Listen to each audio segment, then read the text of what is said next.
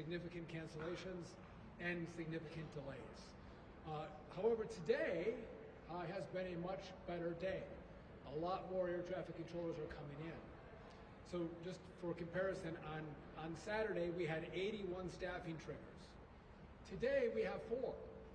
So I think our air traffic controllers are seeing an end to the shutdown and feel more hopeful, and they're coming into their facilities. So we're grateful to them for all that they're doing.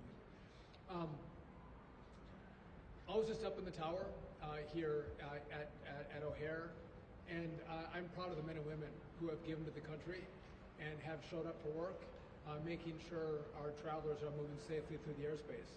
I'd also note that there are short air traffic controllers at this facility, and we need more of them to come into the profession. Young men and women, some of the brightest in the country, have to come into this profession, and this shutdown is going to make that more challenging, more difficult for us to accomplish that goal. We used to have 4 air traffic controllers retire every day. We now have 15 to 20 air traffic controllers retiring a day. So that's a problem. Long after you all finish covering the shutdown, we are going to be stuck dealing with this problem where we're about 2,000 controllers short, trying to make up that difference. We're going to do it. We're going to work on it, but that has been a problem of the shutdown. I mentioned I wanted air traffic controllers to come back to work. So to be clear, anywhere from 24 to 48 hours after the government opens, they are going to get a photo ID and 70% of their pay. So 70% of the pay comes within 24 to 48 hours. So I encourage all of them to come to work, to be patriots, and help navigate the airspace effectively for the American people. The remaining 30%, I think, will come in about a week after the government opens. I want to say thank you to Senate Democrats, the 8 of them that voted to open up the government. That's critically important. This is now going to go to the House. I encourage every single Republican and Democrat to vote to open the government. And I don't want to be Chicken Little for you all. I'm going to give you what I see.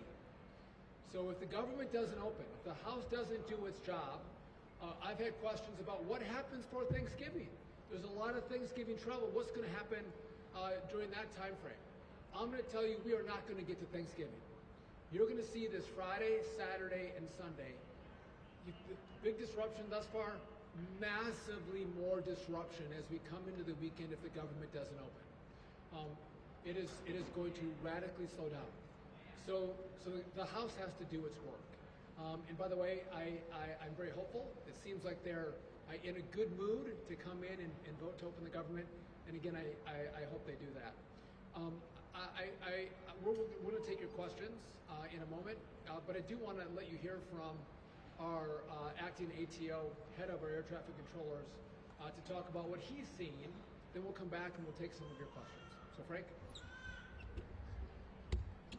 Good afternoon, and thank you, Mr. Secretary.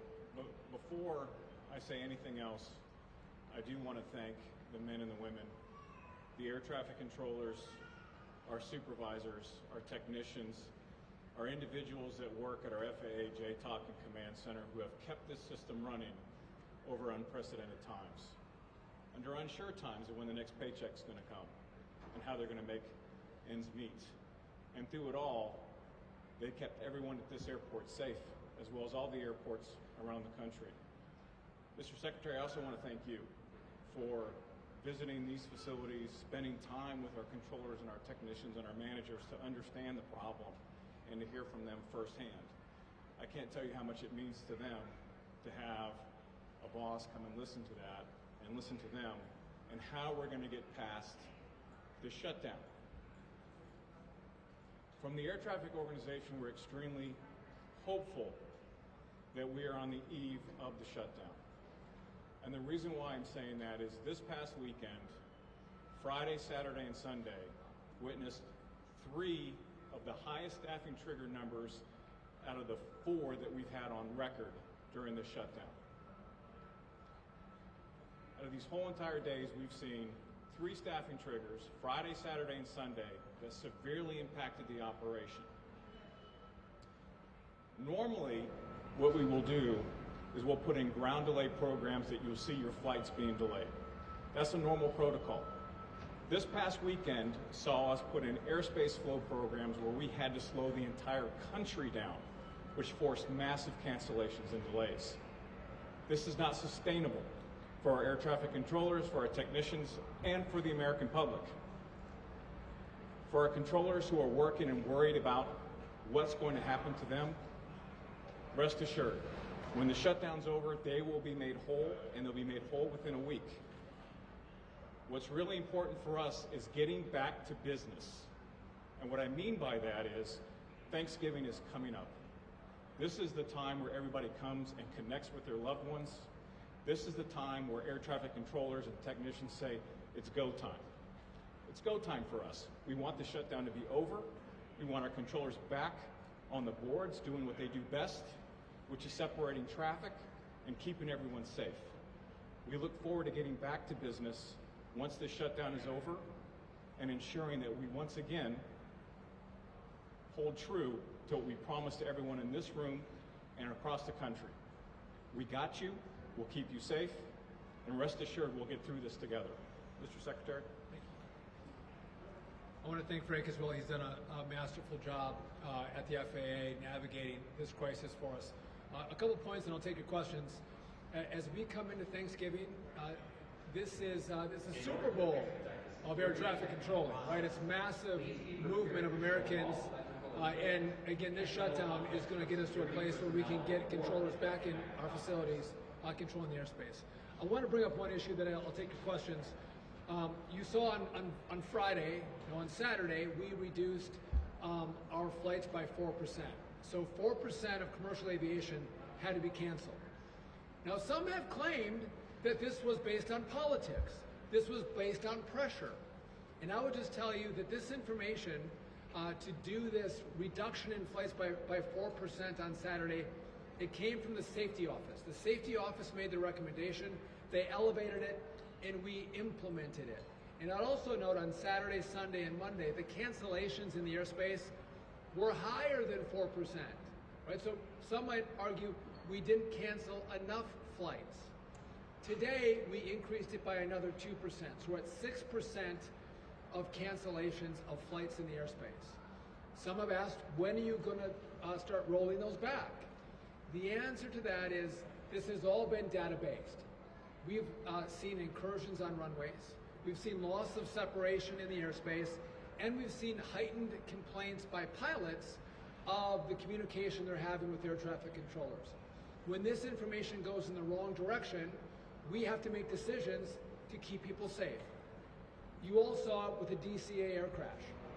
The last administration didn't see the 85 near misses that happened in that airspace. They didn't take action.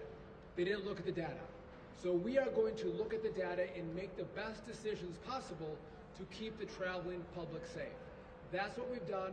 When that data changes, we're going to start taking down from 6, maybe we'll go to 4, 2, and get back to normal air travel. But I want to just clarify what we've done and why we've done it with the reduction of flights. And by the way, I think that by having a system-wide reduction where people and airlines can think through the cancellations, that's far safer than seeing hotspots around the country in random cancellations and delays. It leaves airplanes stuck at certain airports. It leaves crews stuck in other locations. It's way harder to manage. So we think this was the best approach to reduce the risk in the system and improve safety. So with that, happy to take your questions. Yes. I'm Alex Capriello with News Nation. You talked about loss of separation, essentially aircrafts in the sky getting too close for comfort. Can you expand a little bit about what the data shows, how close maybe some of these aircrafts are getting to each other, and then if this were to, God forbid, end in disaster, what you could say the DOT and the FAA is doing to prevent an aircraft fatality or something that really would be catastrophic? Yeah, so we didn't have near misses, but we did see the incursions of those separation requirements. right? When you have that, that's a sign of more risk in the system, which was one of the factors we looked at when we made this decision. Listen, you could walk outside. I can't guarantee your safety. You get in your car. I can't guarantee safety, but I have to look at the risk in this system, and then we have to make decisions based on that risk and based on that pressure. And that's what we've done here. And again, it's been a lot of conversations, a lot of analysis, and making the best decisions we can possible with the information we have, the controllers we have. But to be clear, we are concerned about people having flights delayed and having their flights canceled. That's a problem. But that is a secondary problem to safety. Safety is the number one issue. I want you to get safely to where you're flying. That is issue number one. And a quick follow-up, sir. Can you give us a timeline of what it might look like when the government does reopen to get things back to normal for the flying public and for the airports all across the country? That's a great question. So we're going to wait to see the data on our end before we take out the restrictions in travel. That's 6% we have in place right now. But it depends on controllers coming back to work. Today is a good sign. We had 4 staffing triggers today. On Saturday, there were 81. I think Sunday was 53. So real issues in the last 3 days, but today looks better. And the House does their work tomorrow. I think we're well on our way to getting into more normal air travel, less delays and less cancellations. Yes? Hi, Miranda Davis, Bloomberg News. Earlier you mentioned that if the House does not vote or if the government does not reopen, there will be massive disruptions this weekend. Can you quantify that in terms of like a percentage of flights canceled? So I can't quantify, but in my conversations with the airlines and with the FAA and what we're seeing with air traffic controllers, we feel there are going to be significant issues in the airspace. To quantify it, I don't have a crystal ball for you, but I can tell you what we're seeing with all of our equities, there will be real disruption. Oh, I think it's going to be more than 10%. And I think we might find airlines that have to make decisions. Do they keep flying? If this doesn't open, you might have airlines that say, we're going to ground our planes. We're not going to fly anymore. That's how serious this is. Yes? Hi, Secretary Duffy. Casey Cronus with Fox 32. Can you respond to President Trump recommending a $10,000 bonus for air traffic controllers that have come to work during the shutdown? And then second, how do you plan to fill that gap of 2,000 air traffic controllers that you will need to when this is all done? Yeah, President Trump, brilliant. The air traffic controllers who didn't miss a day, they came for every scheduled shift that they had. They should get a bonus. Now, I don't know how many there are going to be. We have to do that analysis. But I'm aligned with the president. We are going to pay them a bonus, and it'll be $10,000, depending on how many we have. They should come to the White House, and he should present them with their checks. They're patriots. We are grateful to them for the work that they've done. How do I make up the 2,000? So I was doing 2 things. I'm supercharging our air traffic control school, our academy, getting more young people to come in. From the time they apply to the time they get into the academy, I've truncated that. I'm paying them a bonus to come to the academy. We've kept paying the students at the academy a stipend to make sure the academy is still operational. We've done all those things. But we've seen that young people have been less willing to be air traffic controllers when they see they may not be paid. That's a problem. But the second part of what we've done is we have air traffic controllers who can retire after 25 years of service. I've asked them, they're the most experienced in the airspace. I said, would you please stay on? Please don't retire. I'll give you a 20% upfront cash bonus if you don't retire and you stay on the job. And what we've seen in the course of this shutdown is a far greater majority of those controllers that I thought were going to stay are now retiring. So it makes my problem more difficult, it's more challenging, but we are going to get the academy fully operational to get as many controllers into the airspace as possible to make up that differential. Yes? Thank you. Kind of the opposite. The president's also talked about penalizing some of these air traffic controllers who took sick time. So can you talk about what that plan would look like there? Well, my concern is for those air traffic controllers who, before they missed a paycheck, and we're in the shutdown, they decided on a continual basis not to show up for work. They don't know how long the shutdown was going to be. They hadn't missed a pay period, and they didn't come to work. I'm concerned about those controllers. I'm concerned about their dedication. I'm concerned about their patriotism. And so we haven't made a decision, but we are going to look at those controllers who continually made the decision not to show up for work. And again, we have to look at the data.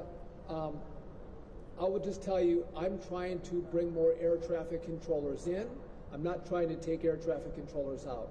But if we have controllers who systemically weren't doing their job, we will take action. Oh, also, Yes. can you? Hi there, Maddie with CBS News. I wanted to ask how quickly will the air traffic controllers get paid once the government reopens? So how quickly will air traffic controllers get paid? So they'll be paid within 24 to 48 hours of the government opening. They'll get 70% of their back pay in that time frame, and then after, the remainder will be made up. I think it's about a week they'll get the remainder of the pay. So very quickly they're going to get money in their bank accounts. By the way, kudos to the Congress for doing this. It's important we get them paid very quickly. By the way, we talk about air traffic controllers. We have technicians in our towers that keep our very, very old equipment operational. They've been coming to work to make sure our equipment works. They've been moving without pay. We have a wide swath of people who are focused on safety. It might be trains, it might be certified aircraft that have all come to work without pay. We talk about the air traffic controllers today because it impacts people's lives, but a lot of people have gone through long work weeks, haven't got paid. I'm grateful they're going to hopefully get paid if the House does their work. Yes? Hello, Secretary Duffy, Brona with WJN here in Chicago. You talked a lot about the cancellations and the delays, and I believe there are restrictions in place for the private jets as well. Did you fly here today in a private plane? If you could re-ask your question, I couldn't hear you over the loudspeaker. You talked a lot about the delays and the cancellations of the commercial flights, and I believe there are restrictions in place for private planes as well. Did you fly here today on a private plane? Did I fly here on a private? I wish. By the way, had I flown on a private plane, I would not have landed here at O'Hare because we have restrictions at LAX, Seattle, Denver, O'Hare, Boston, Newark, JFK, Atlanta, Dallas. You can't fly a private aircraft into those airports, the top 12. With some small exceptions to that rule, you can't fly in a private aircraft. So no one's flying in here, but for those small exceptions. We've reduced private jet travel or general aviation by 10%, as well as if there are delays in the system, cancellations in the system, we've also put in restrictions that say commercial aircraft take a priority. The private jet travel would have to go to a different airport. So we are prioritizing the commercial traveler, the people who are coming through this airport. Now, I flew in on American Airlines from Wausau, Wisconsin today. I flew on Delta last night from DC. So no, I'm a commercial flyer. Thank you. Just as a quick follow-up to that, I believe there are, I think I saw a figure of 1,700 plus private jets taking off yesterday alone around the country.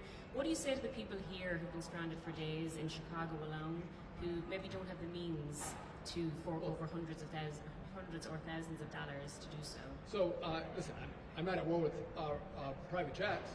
If there's an airport that doesn't have shutdowns and delays and it's not one of my top airports, and they want to fly their private jets out of there, that's fine.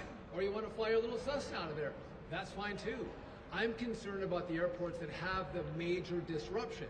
Right? So I'm not at war with anybody in aviation. I'm just trying to efficiently and effectively navigate the restrictions that we've had with air traffic controllers and make sure that commercial aviation is traveling well throughout the system, which would make sense. I think that's what anyone would do. Yes? Last one, guys. Hey, Patrick with NBC5 Chicago. So just to clarify, you said if the government doesn't reopen We could see more than 10% delays, and some airlines might even ground planes. Have you talked to airlines about that, or what are you basing that off of? I'm going to tell you that in the information that I have, you have significant disruption where you may find airlines that stop flying. Full stop. And what we see with our air traffic controllers, good day today, if the House doesn't pass this bill, I think you're going to look at Saturday, Sunday, and Monday as tiddlywinks. It was beautiful. It's going to get much worse than that. And we had talked about, and I had even mentioned, I think it would come at Thanksgiving. I don't think that's the case right now. I think it comes well before Thanksgiving. I think we would see that significant disruption coming this next weekend, maybe as early as Friday. And I think you're going to have airlines that make serious calculations about whether they continue to fly. Full stop. I'll do one more question, then I got to run. Next steps to getting them that technology. New technology for air traffic controllers. So I need $31.5 billion to do this build. The big beautiful bill gave me $12.5 billion. So we're in the process of picking an integrator. No offense, Frank. The FAA does a great job at safety. They don't know how to build. So we're going to have an outside company manage the build. We're going to have radios, voice switches, new radar, new telecom. We have to switch from analog to digital. By the way, it's somewhat complicated to do that, especially while we keep the airspace operational. That's what we have the money for right now. I'm hopeful that the Congress is going to give me the rest of the money. This is bipartisan, by the way. Republicans and Democrats agree we need the money. When I get the rest of those dollars, we are going to work on what's called a common automation platform, basically the software that's going to run our airspace. It has to be brand new. It has to be developed, debugged, and then deployed. So that's going to take us longer than I think the 3-year period that we're on right now. And then the air traffic controllers, they need brand new equipment. You've seen the paper strips they use for flights. We're trying to move this to digital flight strips. Again, it's great 1985, 1993 equipment. It's a blast from the past, but we should live today and technology from today. And I would just tell you, what we're doing isn't easy. And because it isn't easy, no one else has done it. Everyone else has passed it off. And Frank and I and Brian Bedford, but most importantly, President Trump has said, actually deliver for the American people, fix this system. And so that's exactly what we're going to do.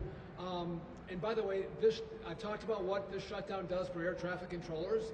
That's real. But it hasn't done that for this mission to modernize the airspace. We were given the money in the big beautiful bill, so we had it in our coffers at the FAA. So that process has continued to move forward, which I'm grateful for. So that has not been delayed, though the air traffic controller issue is going to be a problem that we're going to deal with into the future. By the way, Chicago's been, at least today, running well. Love the air traffic controllers. I hope they get my flight out on time today.